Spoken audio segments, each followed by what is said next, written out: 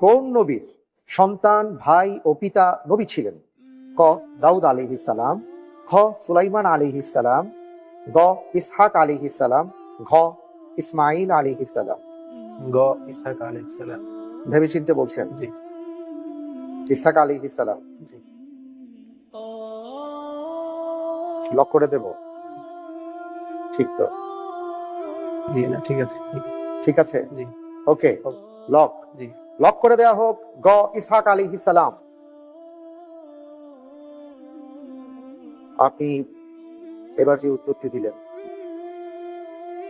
উত্তরটি সঠিক হয়েছে।